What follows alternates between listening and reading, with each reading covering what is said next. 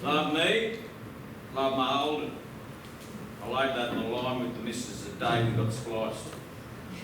Not that I was keen on this marrying lark. Used to have a station sedan special, old rear seat, wine covered floor. Used to kick a strip of bone rubber in the back and we could lie down and get on with the jaw. As good as being in bed. But she couldn't leave a good thing alone. She kept going on about the marrying bit and making it legal until it got me down and I gave in. We'd been down the coast road and we're coming back and I heard a knock in the engine I didn't like. Just then, I saw all these coloured flags by the roadside. I thought I was in the Bathurst 500, leaving the field, coming up for the finish. Crowd shouting on. Smell of royal hot rubber. Man with the flags, flag me, the winner! Pulled up, rolled on the birds. Wanted to check that knock wasn't a filter coming on. Them coloured flags turned out to be one of them blokes selling land. Well, Moody Realty. He was sitting on the bonnet of a cream-coloured Valiant with one of his front tyres of it. I don't give a drink right for Valiant, but still, it's a free country. Rose kept looking at it and reading it out loud while I was under the bonnet. Rose, you mistake. Yeah, I thought it was firm enough. And I checked the oar while I was at it. Still. Oh, my full level. Never known an engine in better condition. There she was, all sloppy, dreamy and wet-eyed looking at this Mel Moody bloke. Ah, what the hell I thought. She wasn't such a bad Sheila. As far as Sheilas go, it was only $25 down. I got that in the wallet. If we wanted a house on it. Well, mate, I could fix it with the finance company in one glad bag. The proper rate of interest, but then it'll be payable over 25 years. But still, a real beaut brick veneer place with built-ins, 30-gallon hot water, septic, patio, double, carport, the lot. There's only one snag. Before the finance blokes to cough up, you'll have to have a grand of the readies to put down. Thinking on that when I come over. Only had a few $100 in the old account. There she was, hanging off me arm, saying, I've got more money than what you have. I've been saving it out of my wages week by week, and if I put in, we'd have more than enough. I'd be into it up to me since she was coming in Dutch shout, which is only fair. She must spend more time in the house as blokes at work most of the day. So, to celebrate, we stopped for a drink a couple of miles along. Beer. Sweet cherry. After a while, she said, What are you thinking about, Ron? I reckon that engine will do another 2,000 miles before it needs an oil change. Oh, Ron, you're the craziest bloke. That's why I love you. That was all of a year ago. She changed her tune a bit after that. The house was built, we moved in, legally hitched inside a few weeks. We didn't have much use for the station sedan anymore, as we could have a bit of the old slap and tickle all legal in bed whenever we fancy.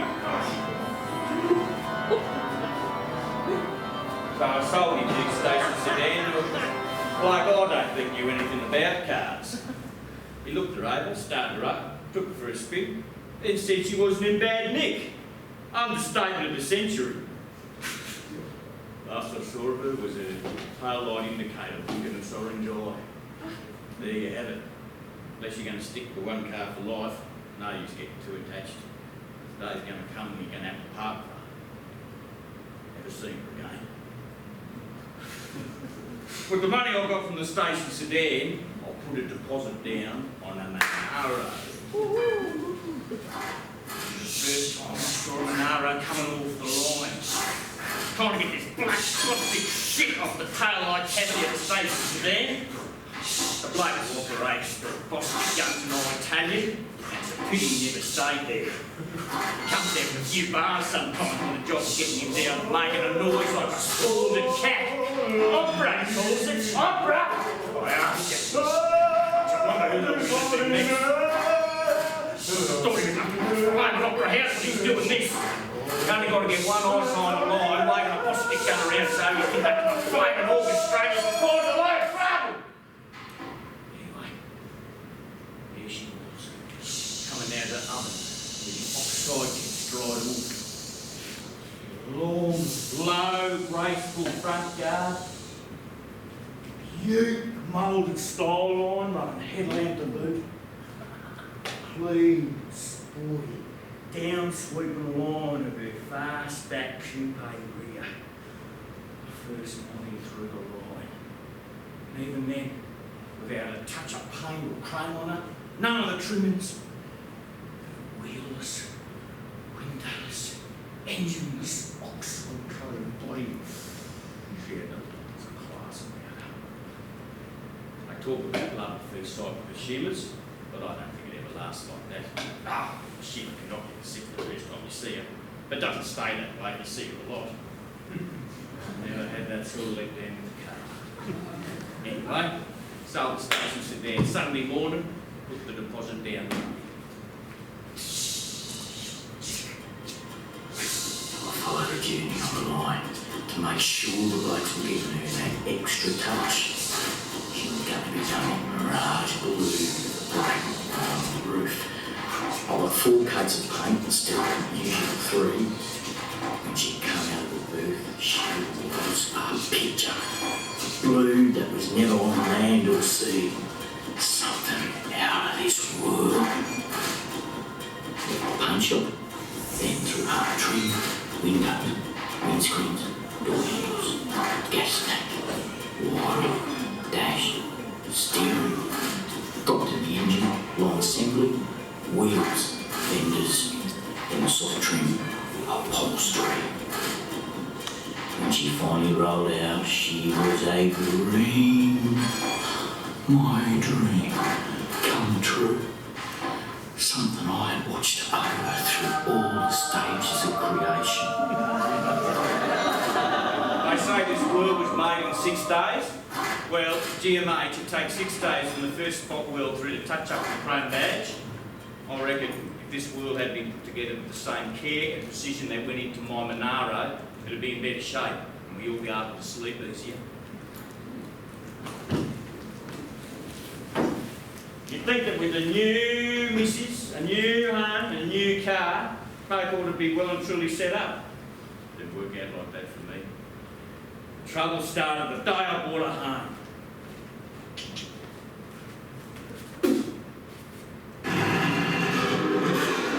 Humming along the Pacific Highway, one powerful gliding machine, the V8 learning song, wheels encased in velvet gloves, the mounted stubby little gear stick, great to touch. I come bowling up Blue Gum Drive like an emperor in a golden chariot.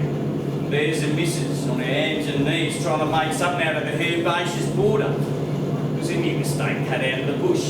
If you want to garden, you had your work cut out. I've never been a gardener type myself. Swung off the road into the drive. Thought there must have been a dent in the side of the Monaro. Look what you've done! You've run over me seniors! What's going on about it first? And the penny dropped. Wasn't the car at all. Woo! This is it, the new car! So what about your flaming seniors for? Took for a spin, huh? You didn't seem excited or uplifted at all.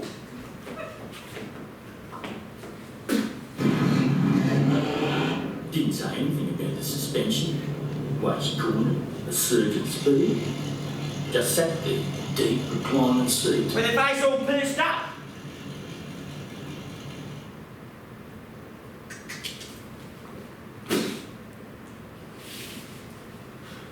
I can't make out the bloke next door. His missus is Aussie, but he's a Czech or a Pole or something. One of them Como countries. Hasn't got a car. Thought he must have lost his licence. Hadn't got an Aussie one yet. He's hoofing it to the station. Anyway, I pulls up, tells him to hop in. Turns out, I never had a license. I never owned a car. still a 35. Like so on the hell they live over there. Another crazy thing, his missus reckons he's a doctor. But I thought it was a bloke you saw when you was crook. She says he's not that sort of doctor, but A doctor of philosophy. whatever that is. Anyway, he got a job uptown as a storeman packer. There he was on Shakes Pony.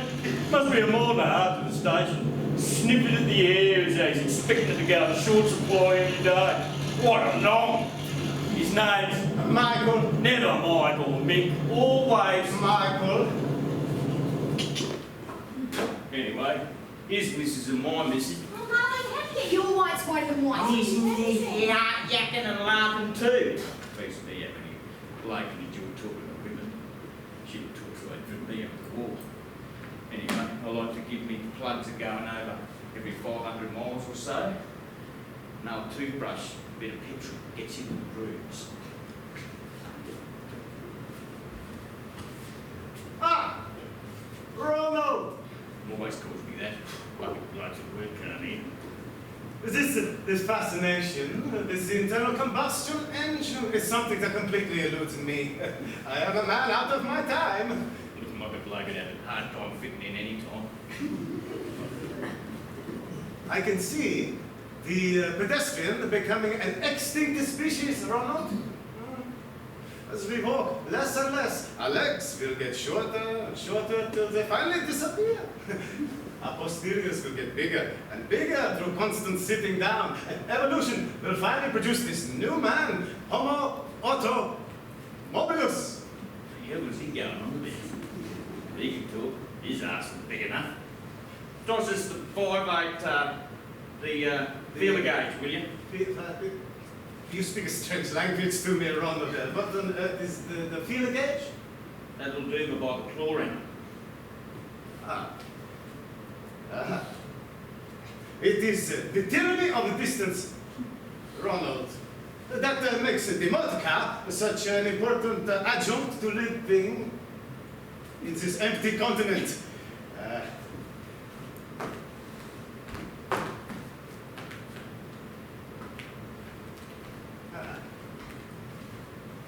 Well, look at this, hey? Blue Gum Drive.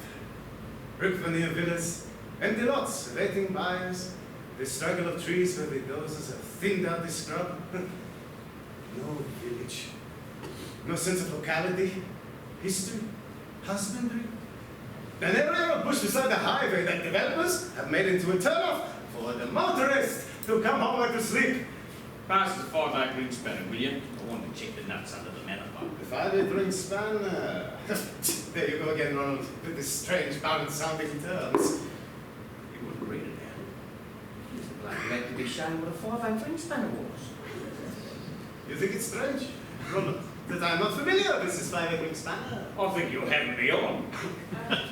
You Australians, you are an enigmatic race. Now, I'm not the Minister of Immigration, but by my way of thinking, you only get a few boatloads of blokes in who don't know what a 5'8" ring spanner is, and who come out with words like enigmatic. And this country could be in a lot of trouble. Oh, come on in for a cup of Nescafe. And it's all giggles about the 5'8" ring spanner. Shit, his clever dick remarks, and a coffee cup balanced on his knee. and his missus, an Aussie, a school teacher, shows herself to be as big a deal as him. This education larking me fucking second thing. Anyway, I was glad when they cleared off. Why don't you learn chess? Michael does miss having someone to play with. When I take up a crackpot game like chess, I'll be sure there's something to do. It's a game you've got to have intelligence for, as I understand it. You might find it's a bit beyond you. If a blokey can't pick a 5'8" ring spanner and play it, I reckon there can't be much to it.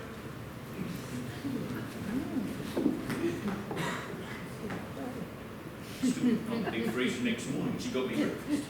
Slapped down a bowl of cornflour, an egg, a couple of snacks, without saying a word. Not that it worried me. Nice change how me tucker and too.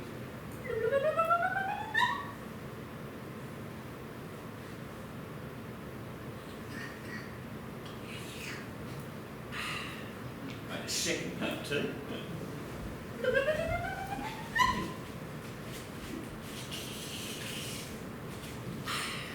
Picked up my lunchbox, went out to the car.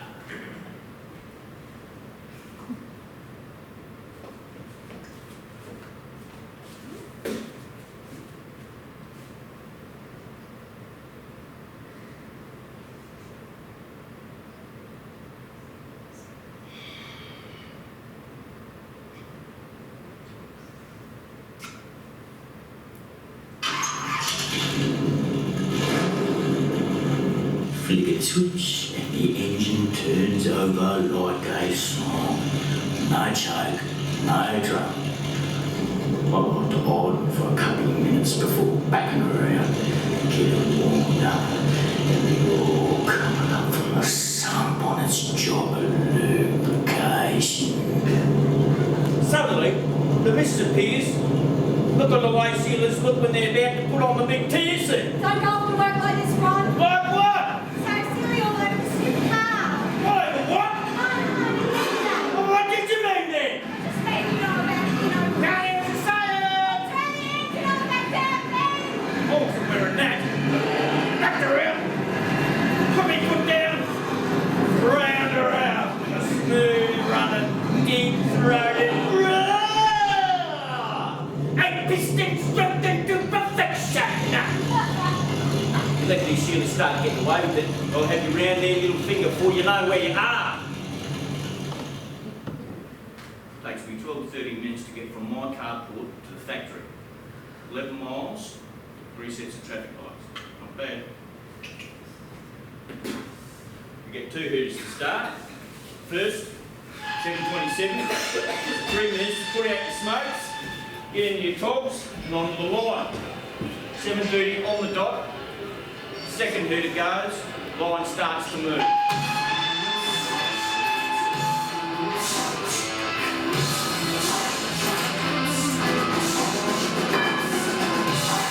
9:10 to get a smoko, bro.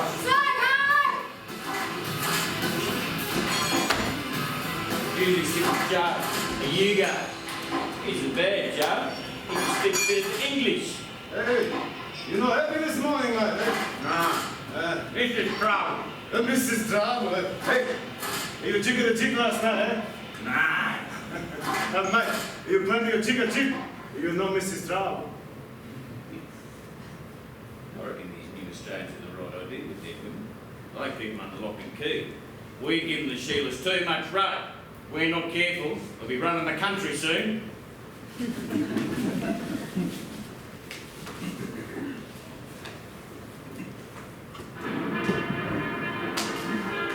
Homicide, Matlock, Burke's Law. That's the rest of the telly. You get stuffed. Soon be out working on the car. They must have some pretty brainy blokes writing these stories you see on Homicide. Matlock and his cars. Starts off with the 3 coppers getting into a Holden. Then there's usually a big car chase on the U highway or one of the back streets of Melbourne. The cops are always in their Holden. Sometimes it's Holden chasing Holden. Sometimes Holden chasing Falcon. Sometimes Holden chasing Valiant. Well, this one time this Sheila jumps into what looked like a Volvo. I was really looking forward to having a good gecko one up against the Holden. And all of a sudden, the picture goes all fuzzy. And a massive wriggle of lines and an almighty crash that goes round the house. I turned around, there's the missus with the iron plugged in before the telly goes in. She knew the iron always mucked up the telly. Can't you leave that flaming iron go for half an hour? I got me housework to do. Savage sort of look on her face. Look, all I want to see is homicide, then I'll go out and work on the car you can do with your flaming light. Well, look, all I want is a bit of company. Isn't that what marriage is supposed to be about? Sailors! I don't like you seeing anything they can't understand themselves. And whinge if I'm working on the car, you whinge if I'm watching the telly. What the hell do you want, woman? Am I supposed to watch on the side now? Ron, She's coming on with some soft say. only, What? well, can we talk sometimes? Talk about what? All right, Mr. Angry.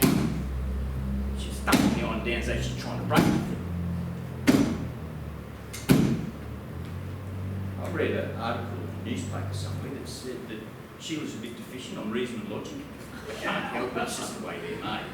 Anyway, she spoke me on the side for me, which is what she wanted. Now, I never know about Volvo. It's a good rerun. You won't let that fucking away at the iron and run out to chip the oil, give her a bit of a bruise. I'll turn the car. If she wanted to spawn my own side, she would go find out the true play the same gun.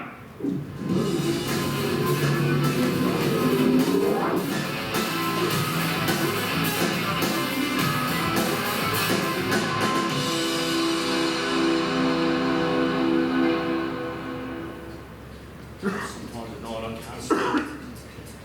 The world seems unnaturally quiet to me, and I want to be back on the line with the never-ending stream of car bodies coming out of the oven. The sound of the machines, ringing in the ears. It's not a bad job at all, as long as you left alone to it.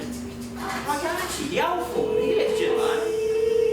And Charlie, always crowding around trying to find fault. It's a long time since I looked at such a set against the light. You wouldn't believe it. He kept you working at Morris. The car only said dead. Anyway, 10 o'clock, 3 o'clock every day, the lead man shouts out. Miss Frank! Miss Frank! You get 4 or 5 minutes to get up to the loop and back. If you want to do the other any time, you've got to get the leading hand really on the line. Well, Hey! You blokes! Yeah, you're coming and going up for a smoke. I reckon there are about half a dozen of you blokes up in the loose smoking. that bloke got nothing better to do than go sniffing around shit out. What? Right. You! That's it! Pack your things! Punch your ticket! Out! You're sacked! Gone! Out you get! One of Joe's more. And you go. No, I reckon you! You've been to the loo 4 times today so far! So what? You might have got the shits. Like garlic and salami, them blokes. That's one of them have the guts I got at the time. It was true. Just look out. What's up? The blokes can't speak the English. Give me this. Australians, Indians, you get enough blokes on the job who can't speak the lingo, the boss is there so bloody well like.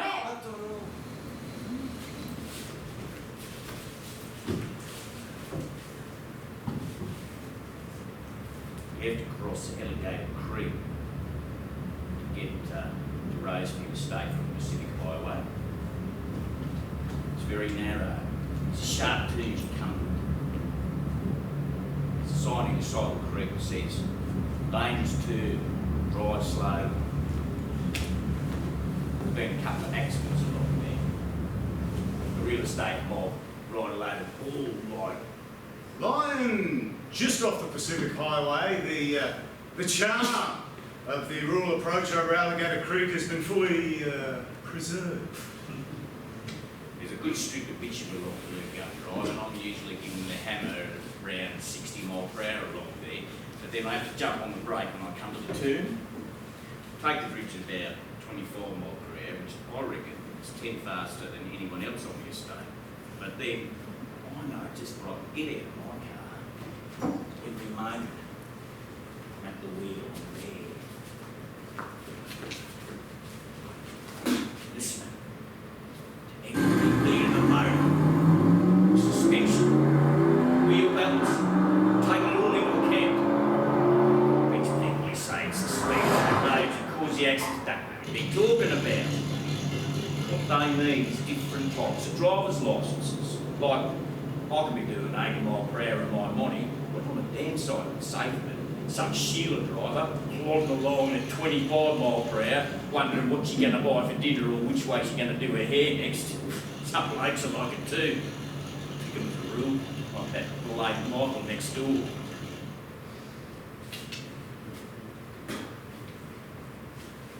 To be really good with the car, you've got to get into the driver's seat with a clean slate of mind.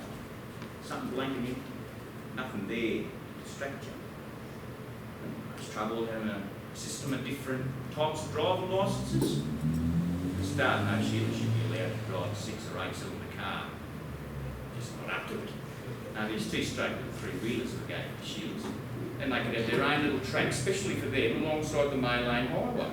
And they could keep out of the road when they go shopping. Of course, to get any sort of system like that, you'd have to get pollies, and they'd seem to be shouting the odds on China or the Indian Ocean or the national economy to doing something sensible like that. Anyway, first thing I get, everything's not 100% on it. So when I detected just the slightest amount of sponginess in the brakes, I was out there straight after dinner to see what was what.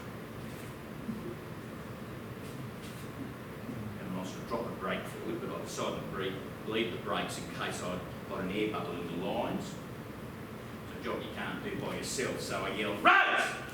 She was outside the garden. I've done it before, bit of grass around the house as good as anything. What do you want me for? I want to get these plants in before it gets dark. Ah, here are the plants, as if that was important. Look, I'm getting underneath. I want you to get in, put your foot on the brake, keep on pumping until I yell you to stop, right? You weren't interested. Didn't want to be interested. This car. Their face all screwed up. It's not a car, it's more a flaming way of life. Wasn't sure what you meant by that. Hello. Nice to see someone working.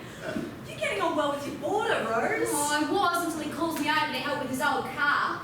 You always spoke about the car like that, didn't you? Why don't you come in for a coffee? And that stupid yakking you go on with, I've made it quite clear what the priority is. Marlene says that queer-looking husband. Michael can help you with the car. Come on, I've got some nice cheese and some of that soda's biscuits that we like. You know what to do? You get into the driver's seat. I get out of the car. When I yell out, you put your foot on the brake pedal and you keep pumping until I yell you to stop, right? That pedal there. You put your foot on it and you work it up and down, right? This bloke, he suspects he was a doctor and just had the biggest deal you could meet. Only one of the sort of blokes that let me in here will price Australia's future. Anyway, I got under the car with my jar, bit of hose and spanner. Sit the jar and the hose into position, catch the brake fluid, yelled out, "Start pumping!" Loosen the nipple screws. Nothing come out. I yelled out again, "You pumping?" Yes, I pumped. Still nothing. I tried to ease myself out and get a bit of a deco and look on the rear axle of the car. You pump pedal like I say? Yes, I pump pedal. Which pedal are you pumping? I pump pedal, like you say. I said the brake pedal, not the blooming accelerator. I just stood there for a moment, trying not to blow me top. He was a bloke who was so clueless. He didn't know the difference between an accelerator and a brake pedal. How could you bloke live so long and know so little about life? He's been pumping the accelerator, flooding the company. Why don't you let me do it? I'm not like my old man. Say that again. Showing a good stretch of leg under the steering column. Not that you come up to a narrow by any shot. Would have taken a shooter and a million to have sat behind the wheel of my morning and taken you out of the car. Maybe that's why the missus had taken such a sin against her. Every time I took her for a spin, it was the car people and not her. She was so don't like being back number like that. Anyway. Marlene on the job. The brake fluid started flowing just like it should. I went round all 4 wheels of the car like a clockwork. In a quarter of an hour, I was finished. These apples, Ma! front of the car. Marlene was running her fingers on the smooth, wood-grain finish of the dash. It's a really lovely car, Ron. Must make you feel like somebody driving along in a car like this. Would you like to come for a spin? Ugh.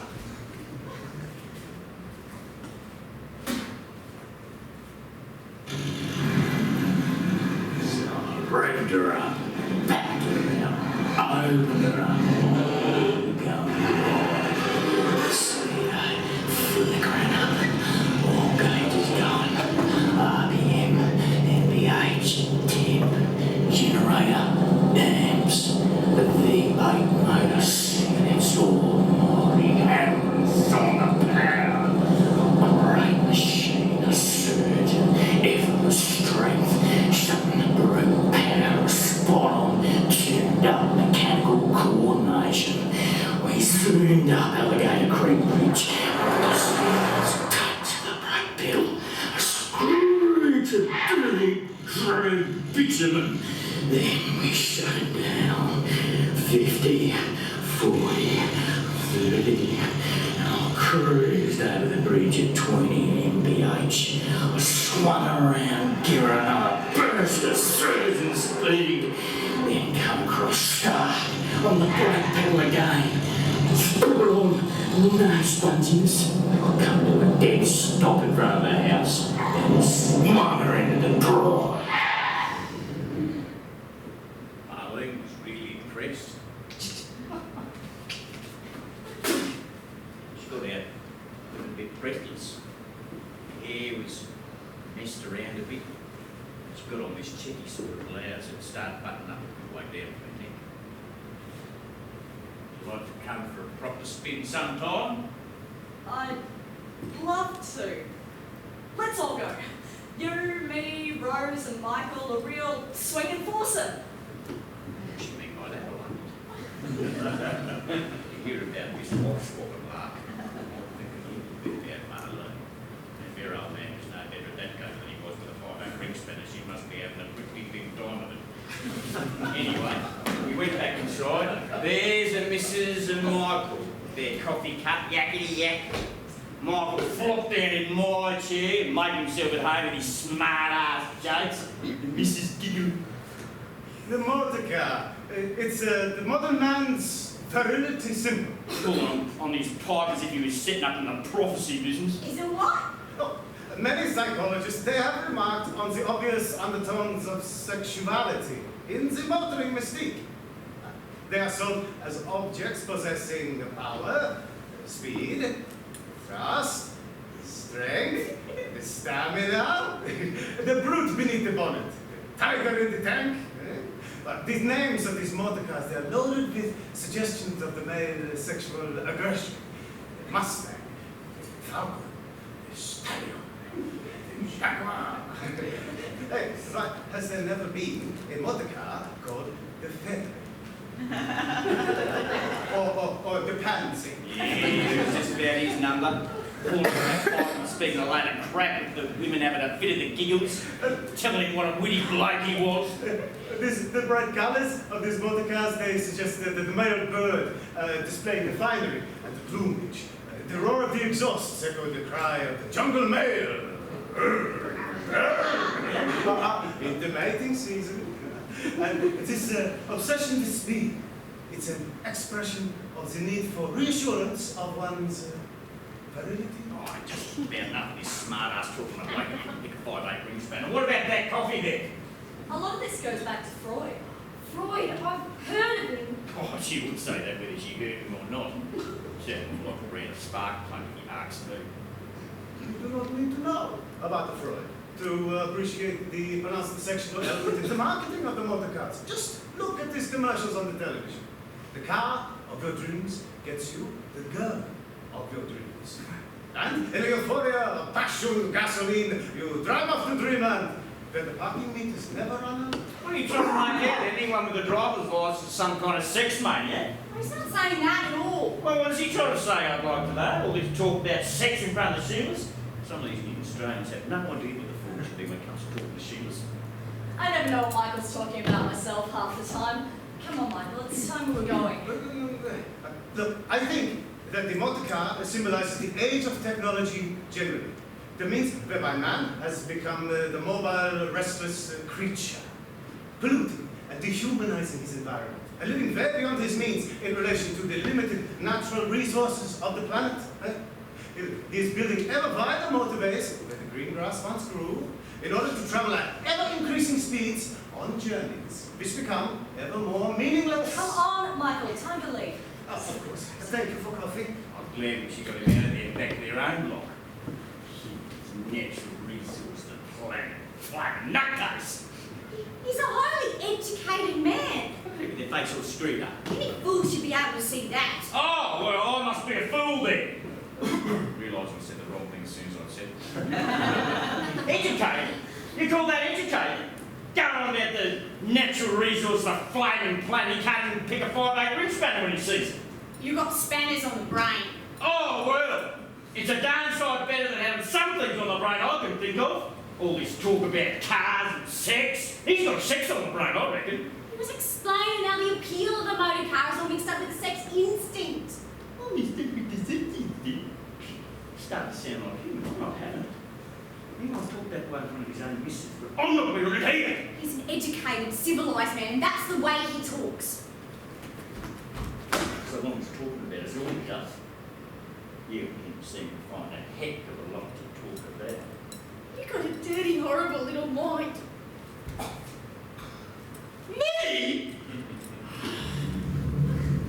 You can never make these doers out. He might have a missus of his own got enough, but you never know. You hear about these blokes wanting to be serving more than one shipper.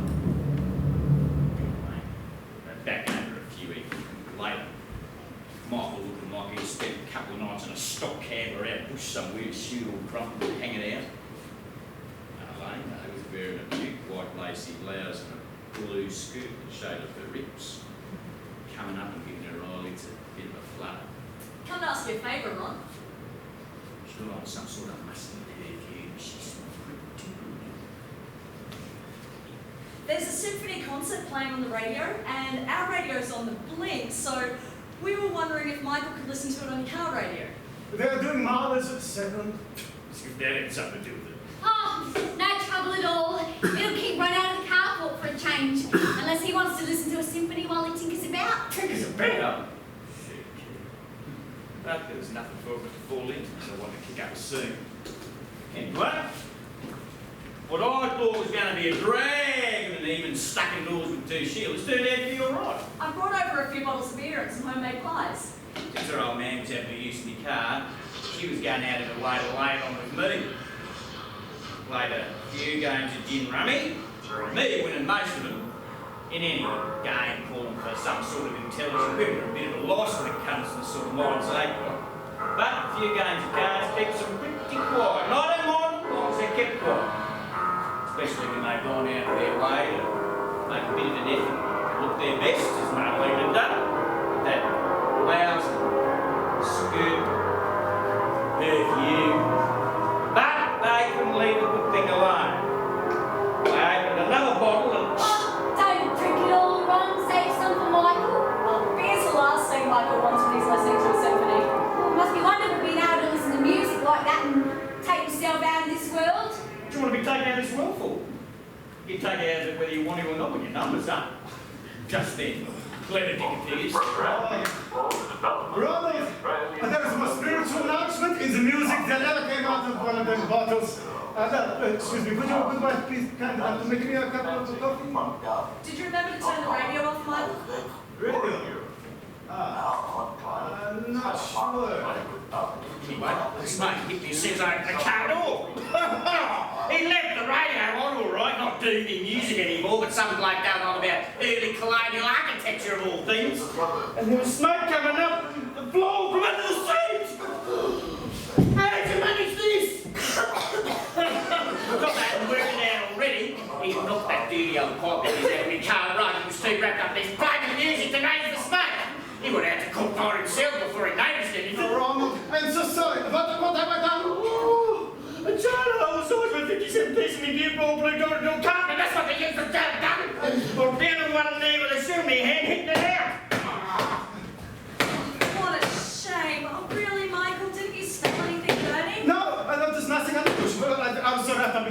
They did the Rachmaninoff's Concerto #2. Rachmaninoff's Concerto #2!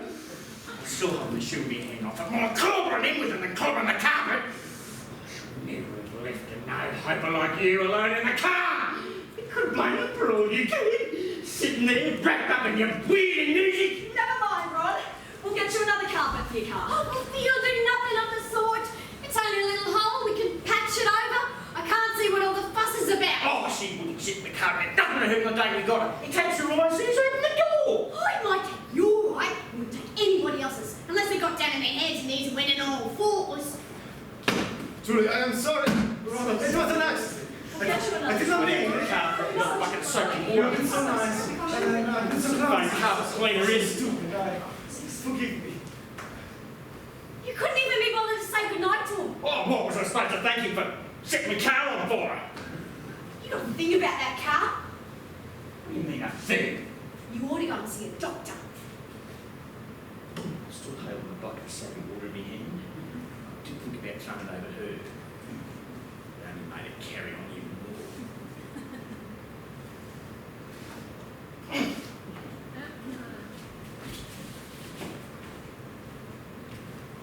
Not long after that, Robinson, I was lucky enough to score myself a bargain with these beaut hubcaps from a bloke shooting through at work. Yeah, mate. Yeah. I'm heading up to Darwin. Yeah, rubbing cars, mate. That's the job for Drongos. Yeah, I'm getting up to the Northern Territory, get away from all these colonies and you Australians. Hey, Northern Territory is the only place where the Aussies are still in control, mate. Anyway, I've never seen hubcaps like these before. They were black, with spoke-line indentations lined with chrome, like solid silver.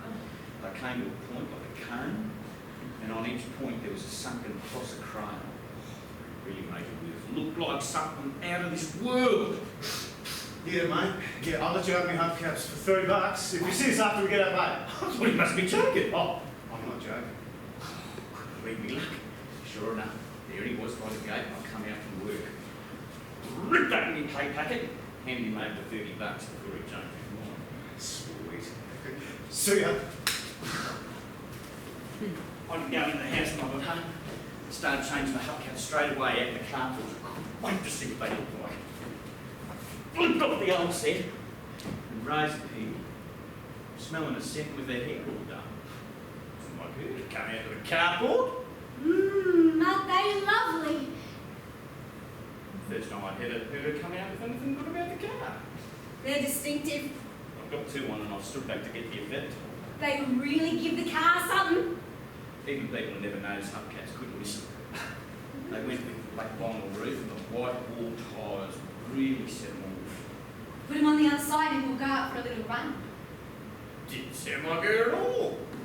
We can run down to the shopping centre. It's Friday, the shops are open late, and I can buy that dress you said I could have this week. It's still there. I saw it there this morning. I remembered Sydney on about some dress that was on sale and going for $10 instead of the usual $50. Just to shut her up, I said you can have it, it's still there on payday. Oh, I've forgotten all about it. She had it though. You can't have any dress this week. But you promised that I could have it if it was still there. Look, I just paid $30 for these hubcaps. I can't shell out another 10 for a dress as well. Hubcaps. You paid $30 for them. Well, you didn't think I was going to let these hubcaps go so you could buy yourself another flavoured dress. Hubcaps. Hubcaps! That's what I think you're a stupid hubcap! You hit those hubcaps one more time, I'll kick you out of this carport! Don't worry, I'm not staying in your rotten carport. There's something seriously wrong with you. You don't need a wife. You just need someone to do your cooking and your washing and share your bed. You're not capable of a normal marriage like anybody else. You're married to this flaming car. Oh, don't talk like a deal woman! Oh, dear am I? Look at her flailing her arms all around the place. How long is it since you cared how I look? Oh, just as well the way she's looking now with her face changing colour and her hair flying everywhere. She looks like someone who'd been hitting a bottle. You never even noticed me now. All you care about is this car. If you were chasing after other women, I might be able to understand it, but a flaming car. Right from the day you brought it home, it's been an obsession with you. Even when you're eating your meals, you're thinking about what you're going to be doing out here afterwards with your oil and your grease and your spanners. See in your eyes. So why don't you don't come out here and sleep with it? All right, I bloody well will. Stop her in the traffic.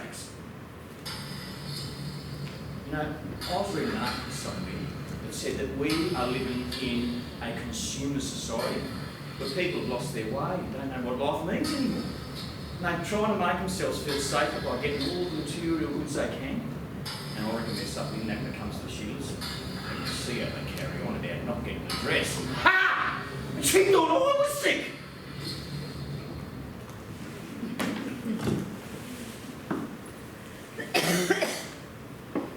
Set myself up a nice bed with a shelf in my workbench with a strip of foam rubber. It's good waking up in the morning, seeing the shining blue body of the morning as soon as I open my eyes. Made a nice change from her with her sleepy eyes and slopping around her dressing gown. Always love the smell of petrol and oil, side tools lying around. I still went inside for my meals.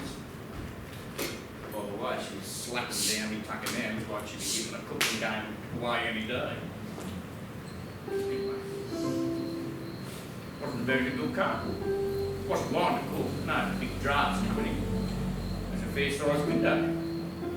So there are moonlit nights, lie there in the dark, look at the shining body of the morning. All shadow, gleam. Right.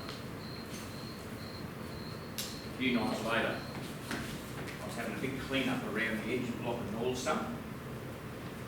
Some blokes keep their cars spotless on the outside and never clean up under the bonnet, leaving a coat of grease and muck around the engine casing. Turns me right off the car. Ah! Ronald!